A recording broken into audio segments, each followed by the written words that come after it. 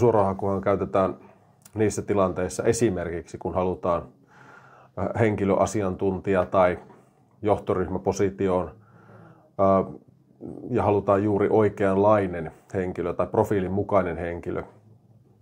Suorahakua voidaan minun mielestä käyttää myös niissä tapauksissa, jos yritys esimerkiksi sijaitsee maantieteellisesti haastavalla alueella, jonne on muuten vaikea rekrytoida tai halutaan esimerkiksi täyttää positio niin sanotusti piilossa, jolloin sitten taas suorahakukonsultit etsivät halutun mukaiset henkilöt ilman ilmoitushakua. Joo, juuri näin. Ja ehkä vielä semmoinen, että nimenomaan tavoitellaan silloin parasta mahdollista hakijaa, joka on niin sanotusti passiivinen hakija. Eli hän ei aktiivisesti seuraa rekrytointi-ilmoituksia tai työnhakumarkkinaa, vaan nimenomaan on kysymys hänen uran seuraavasta stepistä, joka toisi lisäarvoa siihen. Eli joudutaan niin sanotusti houkuttelemaan henkilöä enemmän kuin normaali rekrytoinnissa. No, suorahakuprosessi vie normaalisti startista rekrytointipäätökseen noin 6-10 viikkoa. Skaala on aika laaja, mutta suorahakuprosessin sisällä tapahtuu hyvin usein myös yllättäviä asioita, yllättäviä käänteitä, jotka sitten vaikuttaa aina siihen lopputulokseen tai tähän käytettyyn aikaan. Ja sitten ehkä semmoinen lisähuomio vielä kannattaa myös huomioida siinä sitten tehtävään valittavan henkilön irtisanomisaika plus vuoden aika, mahdolliset lomat huomioiden. Eli jos prosessi vie tämän Mikan mainitseman ajan, niin siihen saattaa tulla sitten vielä kuukausi tai 2 päälle, että ei ole kysymys nopeista peliliikkeistä. Suorahaku maksaa ATAn kautta noin 1,69-1,9 kertaa valittavan henkilön kuukausipalkan verran.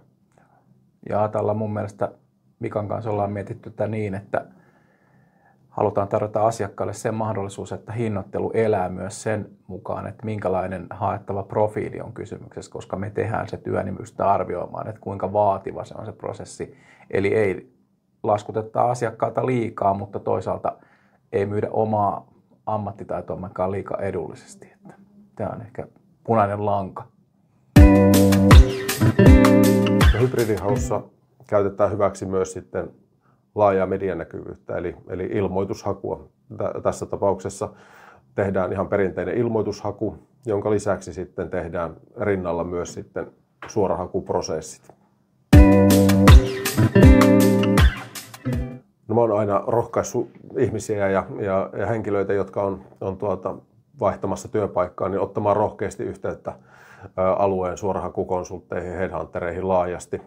Sekä totta kai myös sitten LinkedIn on meidänkin yksi käytetyimmistä alustoista, josta me osaajia etsitään, niin LinkedIn-profiili ja siellä aktiivisesti esilläolo on ehdottomasti eduksi tällaisessa tilanteessa. Ja kyllä yhteydenottoja tulee nimenomaan LinkedInin kautta henkilöiltä, jotka on niin kuin tavallaan ajatusprosessin käynnistänyt ja haluaa ehkä tukea siihen tai kysyä vähän vinkkiä tai meidän verkostosta lisää, niin sieltä kautta on ainakin tosi hyvä lähestyä. On ehdottomasti. Kyllähän netin syöverit ovat niin kuin suorahakukonsultin paras ystävä. Että LinkedIn on yksi monista, mutta toki käytetään muitakin portaaleja sitten hyödyksi.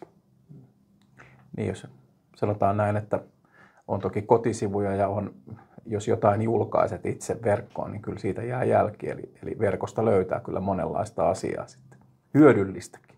Sekä sitten ehdottomasti, kun rekrytoiva yritys tekee tämän profiilin, jonka mukaista henkilöä lähdetään etsimään, niin totta kai sitten sen profiilin mukaisilla hakusanoilla sitten mekin ihmisiä löydämme.